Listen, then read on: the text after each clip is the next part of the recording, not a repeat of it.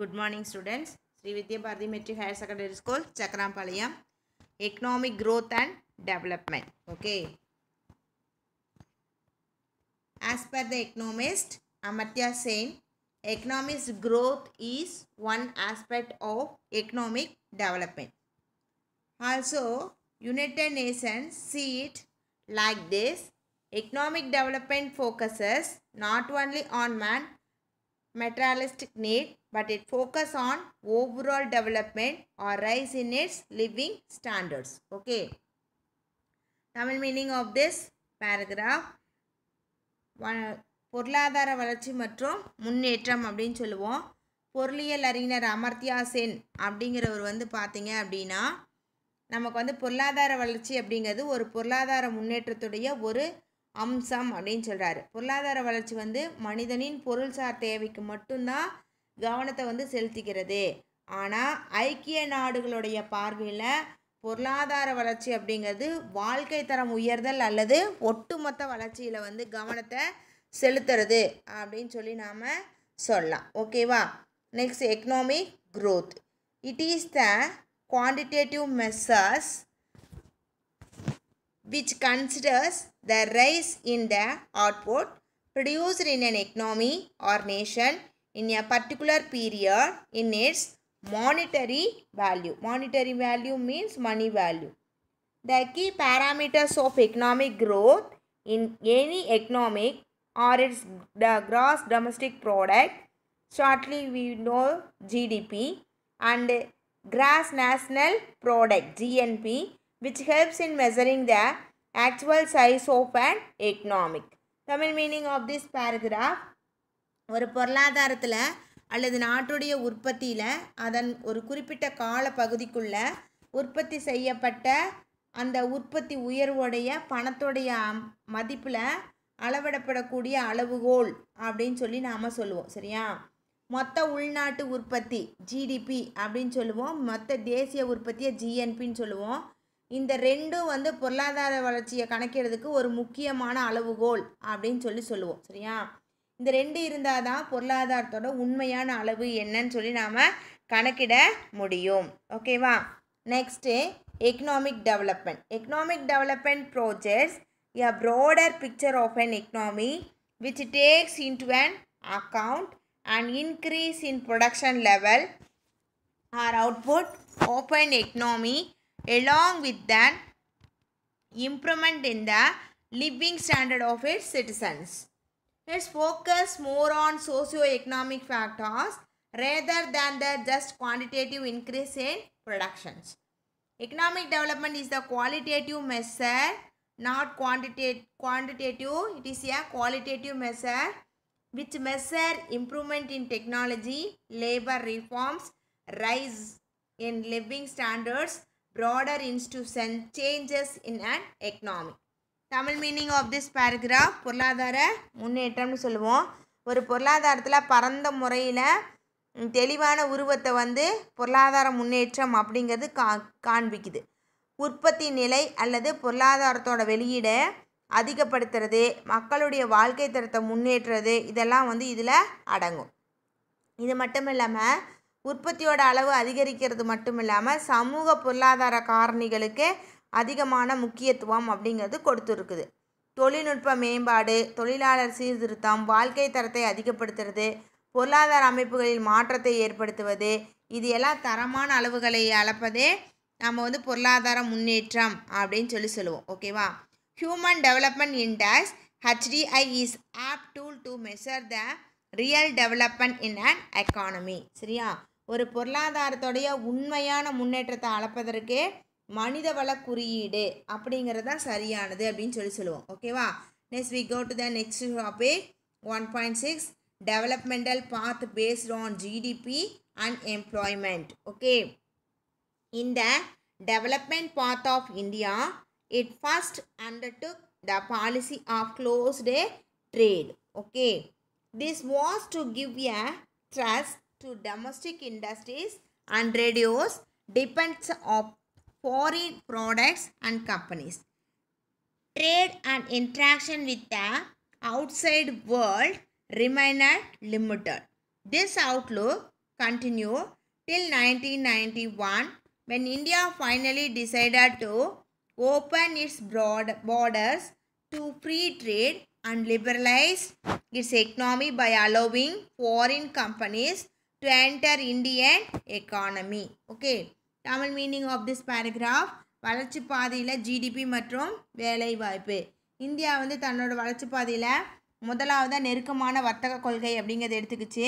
இது வந்து உள்நாட்டு தொழில்களுக்கு ஒரு உந்துதலையும் வெளிநாட்டு பொருட்களையும் நிறுவனங்களையும் சார்ந்து இருக்கிறத குறைக்கக்கூடிய ஒரு நிலைமையும் ஏற்படுத்துச்சுன்னு சொல்லலாம்.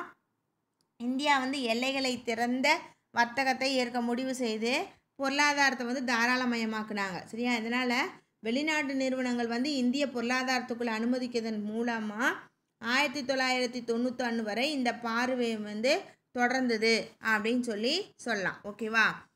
A trust was given to employment generations under the 5 years plan. Okay, 5 ஆண்டு திட்டத்தின் கீழே வேலைவாய்ப்பு உருவாக்கத்துக்கு ஒரு உந்துதல் அப்படிங்கிறது வழங்கப்பட்டுச்சு.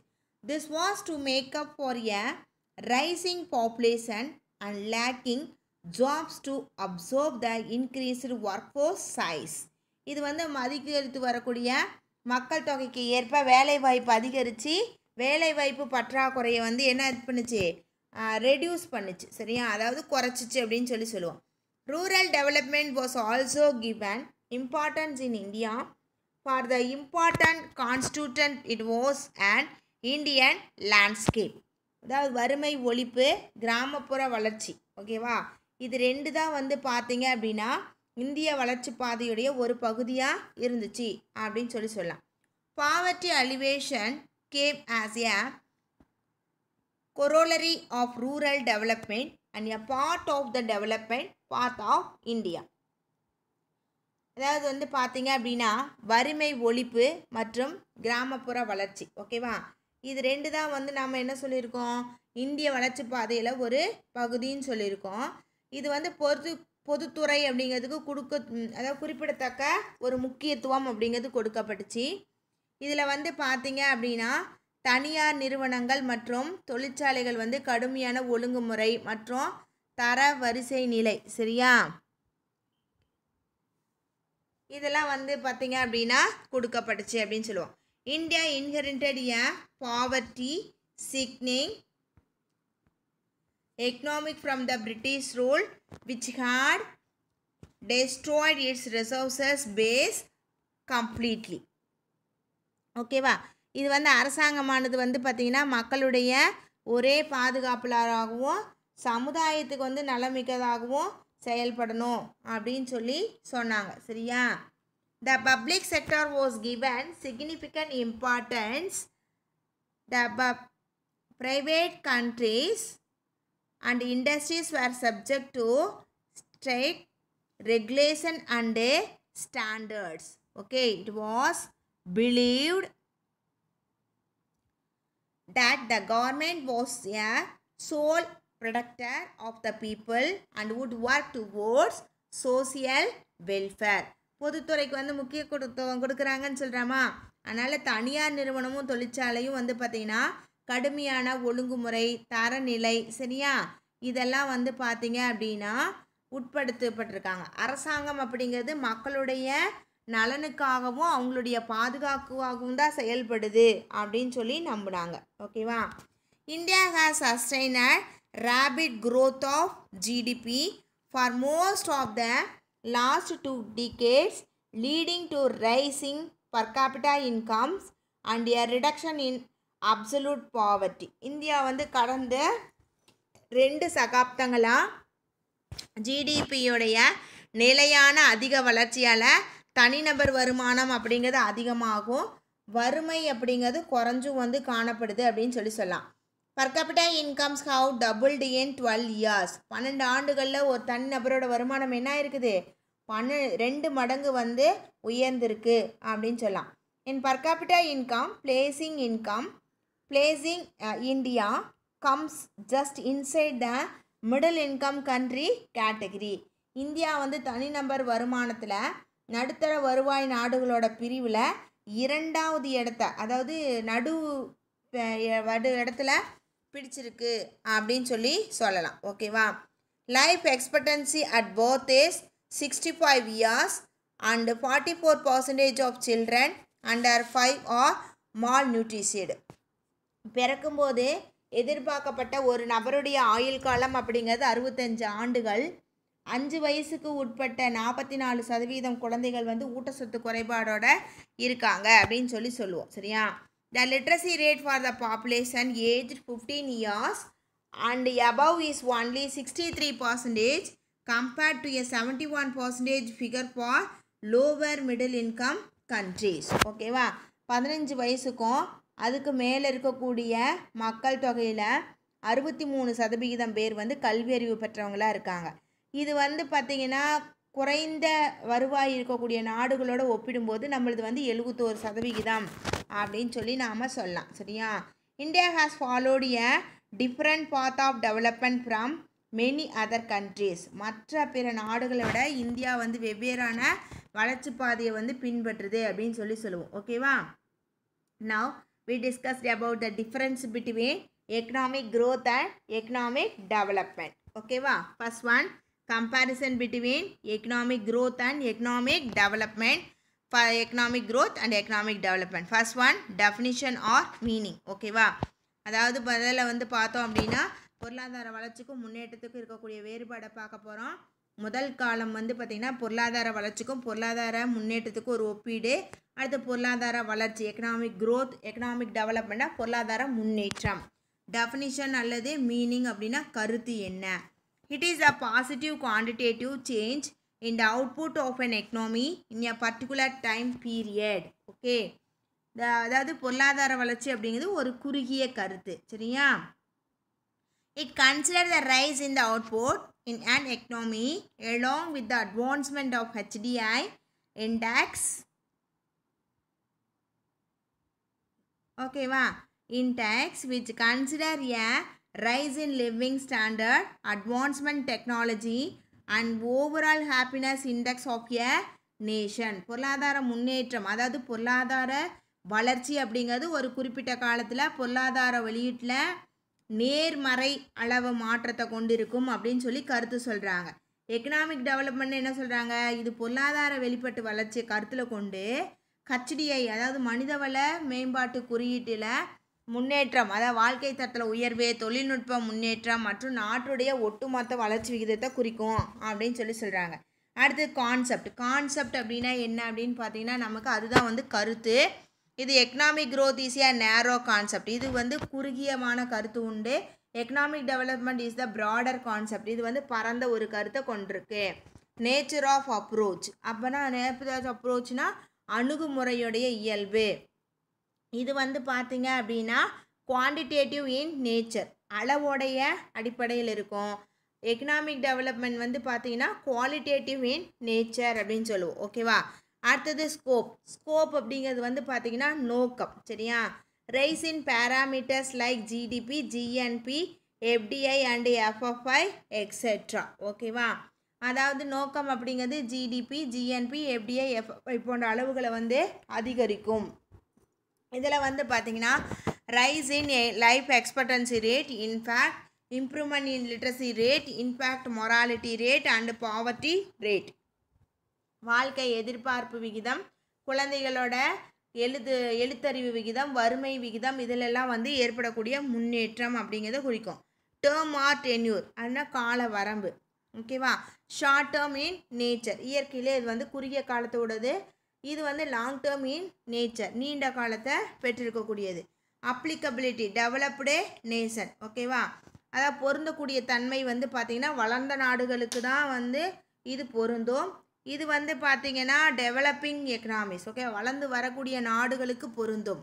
அடுத்த measurement techniques increase in national income. Measurement டெக்னிக்னா அளவிடும் நுட்பங்கள்.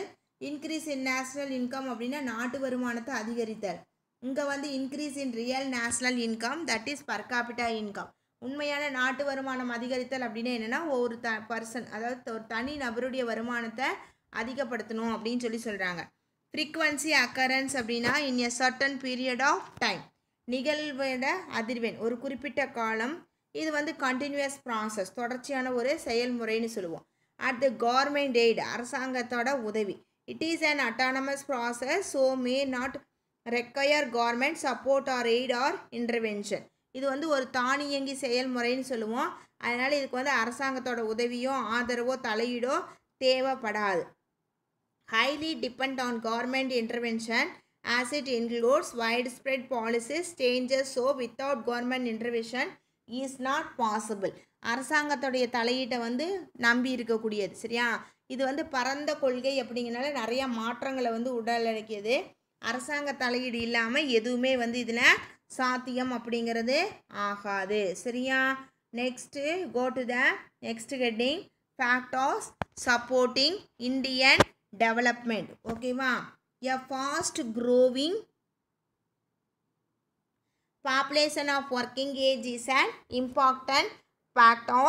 There are 700 million Indians under the age of 35 and the demographics look good for Indian growth in the next 20 years at least.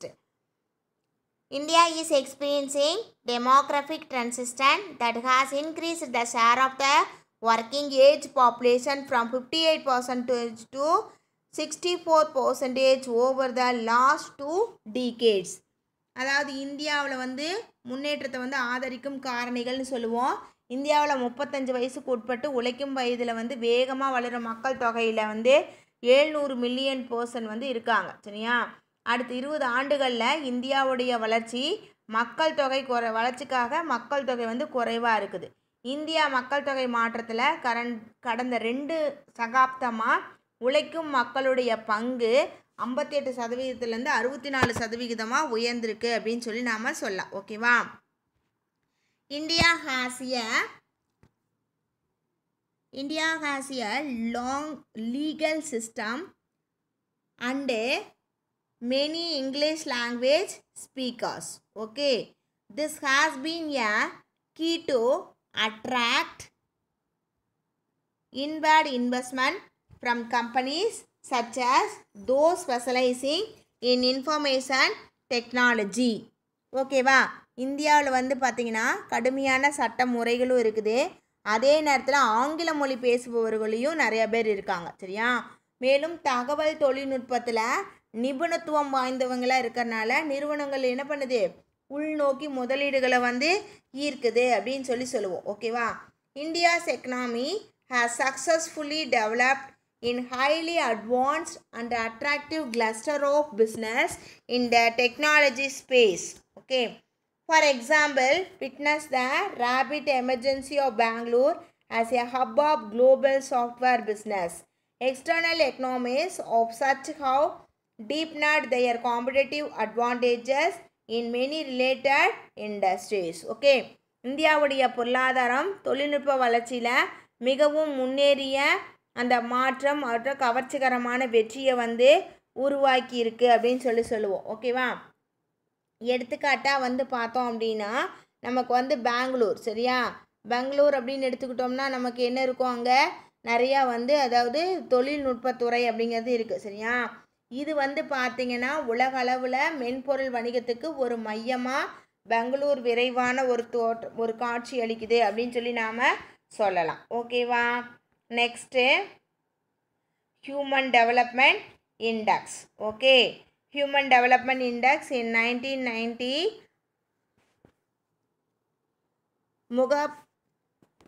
Mughab-ul-Haq.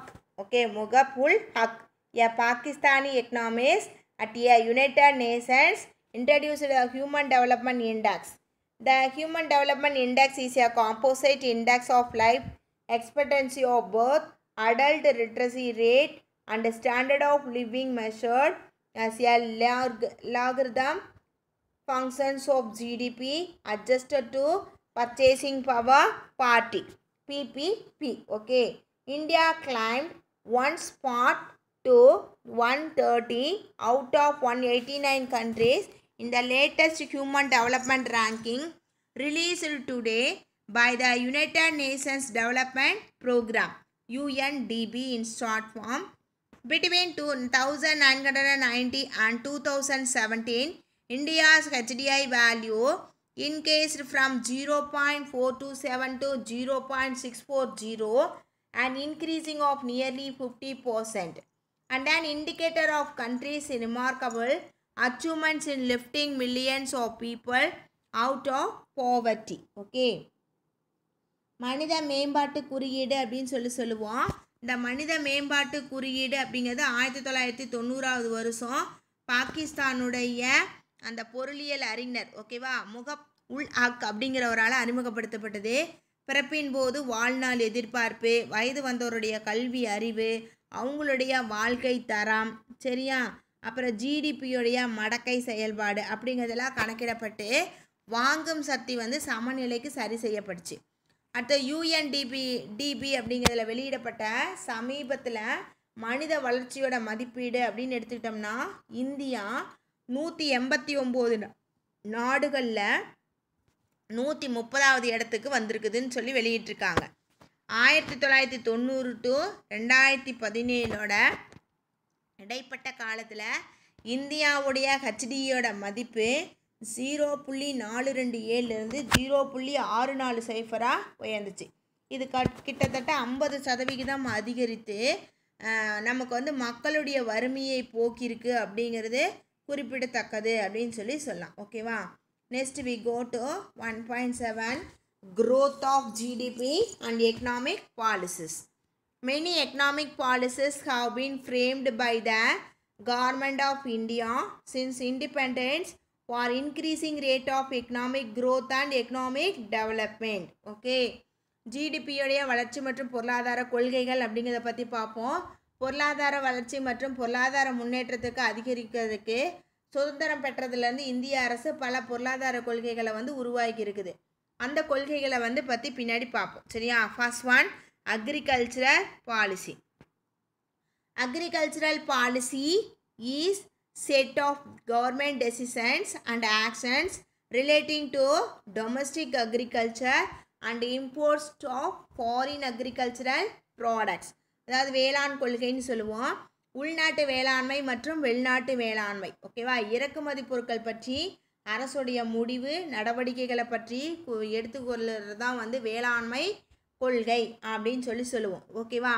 Some overarching themes include risk management and adjustments, economic stability, natural resources and environmental sustainability, research and development and market access for domestic commodities. ஓகேவா. இதில் வந்து பார்த்திங்கன்னா சில பரவலான கருப்பொருட்கள், இடர் மேலாண்மை மற்றும் சரி செய்கிறது, பொருளாதார நிலைத்தன்மை, இயற்கை வளங்கள், சுற்றுச்சூழல் நிலைத்தன்மையுடைய ஆராய்ச்சி, அது மட்டும் மேம்பாடு, உள்நாட்டு பொருட்களுக்கான சந்தை அணுகுதல், இது எல்லாம் எதில் அடங்கும்னு பார்த்தீங்கன்னா இந்த வேளாண்மை கொள்கை அப்படிங்கிறதுல அடங்கும் சரியா. Some agricultural policies are price policy, land reform policy, green revolution, irrigation policy, food policy, agricultural labour policy and cooperative policies ஓகேவா. இது மட்டும் இல்லாமல் இருக்கக்கூடிய பிற வேளாண் கொள்கைகள் என்னன்னு பார்த்தீங்கன்னா விலை கொள்கை, நில சீர்திருத்த கொள்கை, விலை கொள்கை, நில சீர்திருத்த கொள்கை, அடுத்து பசுமை புரட்சி, பாசன கொள்கை, உணவு கொள்கை, விவசாய தொழிலாளர் கொள்கை, கூட்டுறவு கொள்கை அப்படின்னு சொல்லி நாம் சொல்லலாம் ஓகேவா. Second one industrial policies. Okay. Industrial development is very important aspect of an economy ஓகேவா. இண்டஸ்ட்ரியல் பாலிசி அப்படிங்கிற தொழில்துறை கொள்கைன்னு சொல்லுவோம். இந்த தொழில்துறை முன்னேற்றம் அப்படிங்கிறது ஒரு பொருளாதாரத்துக்கு ரொம்ப முக்கியத்துவம் வாய்ந்த ஒன்று அப்படின்னு சொல்லுவோம். It creates employment, promotes research and development, leads to modernised and ultimately makes the economic self-sufficient. In fact, industrial development even boosts other sectors of the economic like the agricultural sector, new farming technology and the service sectors. It's also closely related to the development of trade. இது வந்து பார்த்தீங்கன்னா தொழில்துறை கொள்கை அப்படிங்கிறது வேலைவாய்ப்பை உருவாக்கும், ஆராய்ச்சி மற்றும் மேம்பாட்டை உருவாக்குது, நவீனமயமாக்கலுக்கு வந்து வழிவகுத்து இறுதியில் பொருளாதாரம் வந்து தன்னிறைவு அடைய செய்யுது சரியா. உண்மையில் தொழில்துறை வளர்ச்சி, விவசாயத்துறை அதாவது புதிய பண்ணை தொழில்நுட்பம்னு சொல்லுவோம் மற்றும் பணிகள் துறை போன்ற துறைகளெல்லாம் ஊக்குவிக்குது. இது வந்து பொருளாதார வர்த்தக வளர்ச்சியில் முக்கிய பங்கு வகிக்குது அப்படின்னு சொல்லுவோம். Several industrial policies have been enacted. since 1948 industrial policy on large scale industries. Okay, example textile industry, sugar industry policy, price policy of industrial growth, small scale industrial policy and industrial labor policy. Okay, 1948 பல தொழில்துறை கொள்கைகள் பெரிய அளவான தொழிற்சாலைக்காக ஏற்படுத்தப்பட்டுச்சு. எடுத்துக்காட்டாக வந்து பார்த்தோம் அப்படின்னா சில துறை கொள்கைகள், அதாவது வந்து ஜவுளி தொழில் கொள்கை, சர்க்கரை தொழில் கொள்கை, தொழில்துறை வளர்ச்சி, ஓகேவா, அடுத்து சிறு தொழில் கொள்கை, தொழிலாளர் கொள்கை, தொழில்துறை தொழிலாளர் கொள்கை, இதெல்லாம் வந்து அதில் எக்ஸாம்பிளாக சொல்லலாம். ஓகேவா. Next one, new economic policy, புதிய பொருளாதார கொள்கை. The economy of India had undergone policy in the beginning of the 1990s. This new model of economic reforms is commonly known as LPG. LPG represents for L represents liberalization, P represents privatization and G globalization. These economic reforms had influenced the overall economic growth of the country in the significant manners. 1990 ஆரம்பத்தில் இந்தியாவுடைய பொருளாதாரம் கணிசமான கொள்கை மாற்றங்களுக்கு உட்பட்டதாக இருந்துச்சு. புதிய பொருளாதார சீர்திருத்தம் அப்படிங்கிறத கொண்டு வந்தாங்க. அதை ஷார்ட்டாக நம்ம எல்பிஜின்னு சொல்லுவோம். எல்பிஜி அப்படின்னா எல் அப்படிங்கிறது தாராளமயமாக்கல், பி அப்படிங்கிறது தனியார் மயமாக்கல், ஜி அப்படிங்கிறது உலகமயமாக்கல் அப்படின்னு சொல்லி அழைக்கப்படுச்சு. இது வந்து பொருளாதார சீர்திருத்தங்கள் ஒரு நாட்டுடைய ஒட்டுமொத்தமான பொருளாதார வளர்ச்சி ஒரு குறிப்பிட்ட வகையில் முன்னேற்றம் அப்படிங்கிறது அடைய வச்சுச்சு. சரியா. Next cross national happiness GNH. Okay, the term cross national happiness was coined in 1972 during an interview by a British journalist for the Financial Times at Bombay Airport when the then King of Bhutan, Jigme Singhi Wanchuk, said gross national happiness is more important than gross national product. Okay, அதாவது மொத்த தேசிய மகிழ்ச்சின்னு சொல்லுவோம், GNH அப்படிங்கிறது. இந்த வார்த்தையை வந்து 1972 உருவாக்கியவர் ஜிகமே சிங்காயோ வாங்ஹக் அப்படிங்கக்கூடிய பூட்டானுடைய அரசர். சரியா. இவர் பம்பாய் விமான நிலையத்தில் நிதி காலங்கள், ஓகேவா, அப்படிங்கக்கூடிய ஒரு பத்திரிக்கைக்கு பிரிட்டிஷ் பத்திரிகையாளர்களுடைய நேர்காணலில், அதாவது GNPயை விட GNH அப்படிங்கிறது தான் முக்கியத்துவம் அப்படின்னு சொல்லியிருக்காரு. ஓகேவா. In 2011, the UN General Assembly passed resolution happiness towards a holistic approach to development, urging member nations to follow the example of Bhutan and measure happiness and well-being and calling happiness a fundamental human goal. 2011 ஐக்கிய நாடுகளுடைய சபை வளர்ச்சிக்கான ஒரு முழுமையான அணுகுமுறைக்கு மகிழ்ச்சி அப்படிங்கக்கூடிய தீர்மானத்தை வந்து நிறைவேற்றுச்சு. உறுப்பு நாடுகளாக வந்து பார்த்திங்கன்னா பூட்டானை ஒரு எடுத்துக்காட்டாக பின்பற்றி மகிழ்ச்சியும் நல்வழியையும் ரெண்டையும் ஒன்றா சேர்த்து மகிழ்ச்சின்னு அழைச்சாங்க. சரியா. இதுதான் வந்து மனிதனுடைய அடிப்படையான ஒரு கோல் அப்படின்னு சொன்னாங்க. ஓகேவா. The 4 pillar of GNH. GNHுடைய 4 தூண்கள் என்ன அப்படின்னு பார்த்தீங்கன்னா sustainable and equitable socio economic development, நிலையான மற்றும் சமமான சமூக பொருளாதார வளர்ச்சி, அட் என்விரான்மெண்டல் கன்சர்வேஷன், சுற்றுச்சூழல் பாதுகாப்பு, preservation and promotion of culture, கலாச்சாரத்தை பாதுகாப்பதும் மேம்படுத்துறதும், அட் குட் கவர்னன்ஸ், நல்ல ஆட்சி திறன். ஓகேவா. The 9 domains of GNH are psychological well-being, health, time use, education, cultural diversity and resilience, good governance, community vitality, ecological diversity and resilience and living standards. Okay. உளவியல் நலன், உடல் நலன், நேர பயன்பாடு, கல்வி கலாச்சார பன்முகத்தன்மை, நல்ல ஆட்சி திறன், சமூகத்தோட உயர்வு, சுற்றுச்சூழல் பன்முகத்தன்மை, வாழ்க்கை தரம், இந்த 9 தான் வந்து பார்த்திங்கன்னா GNHோட களங்களாக வந்து சொல்லியிருக்காங்க. ஓகேவா. The lesson is over now. Recap or summary of this lesson. Okay.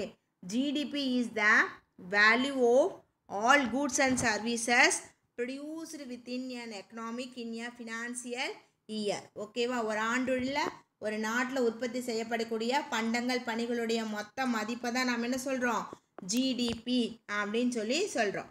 Indian economy is classified into 3 sectors: agricultural and allied and service. Allied means secondary sector. Okay, இந்திய பொருளாதாரத்தை 3 வகைகளாக பிரிக்கலாம்: வேளாண்மை துறை, தொழில்துறை, பணிகள் துறை. Depreciation: the monetary value of an asset decrease over time due to use, wear and tear or obsolescence. Okay, தேய்மானம் அப்படிங்கிறது அதிக பயன்பாட்டின் காரணமாக பொருட்கள் வந்து தேய்மானம் அடைதல் அல்லது பழசா போகிறது. சரியா, இதனால் சொத்துடைய மதிப்பு வந்து குறையும். அந்த குறையக்கூடிய மதிப்பை தான் நாம் தேய்மானம் அப்படின்னு சொல்கிறோம். ஓகேவா. Next, income: the amount of monetary or other returns either earned or unearned acquiring over a period of time. ஒரு குறிப்பிட்ட காலத்துக்குள்ளே சம்பாதித்த அல்லது சம்பாதிக்காத பணம், இது வந்து பிற வருமானம்னு சொல்லுவோம். gross value added, GVA: the measure of the value of goods and services produced in an area, industry or sector of an economy. அதாவது மொத்த மதிப்பு கூடுதல் அப்படிங்கிறது ஒரு பொருளாதாரத்தில் தொழில் அல்லது சேவை துறையில் உற்பத்தி செய்யப்பட்ட பண்டங்கள் மற்றும் பணிகளுடைய மதிப்பு அப்படின்னு நாம் சொல்லுவோம். ஓகேவா. பாருங்கள், புக் பேக் எக்ஸசைஸு. ஓகேவா, இது வந்து புக் பேக் எக்ஸசைஸ் கொஸ்டின். நீங்கள் வந்து அதுக்கு வந்து ஆன்சர் வந்து லெசனை ரீட் பண்ணிவிட்டு அதுக்கப்புறம் என்ன பண்ணிக்கோங்க, நீங்கள் வந்து குறிச்சிக்கோங்க. 1 mark. Fill in the blanks வந்து 3 மட்டும் கொடுத்துருக்காங்க. அடுத்து மேட்ச் த ஃபாலோயிங் வந்து 5 கொடுத்துருக்காங்க. Give the short answers. ஓகேவா, 7 கொஸ்டின்ஸ். நெக்ஸ்ட்டு டீட்டெயில்ஸ் வந்து 4 கொஸ்டின்ஸ். ஓகே, 5 கொஸ்டின்ஸ் வந்து கொடுத்துருக்காங்க. இதுக்குண்டான ஆன்சர்லாம் உங்களோட புக்கில் நீங்கள் பார்த்து மார்க் பண்ணிக்கோங்க. ஓகேவா. This lesson is over now. Economics lesson 1 over. This lesson prepared by Rajamani, Sri Vidya Bharati Metric Higher Secondary School, Chakarampalayam. Thank you students. Thank you one and all.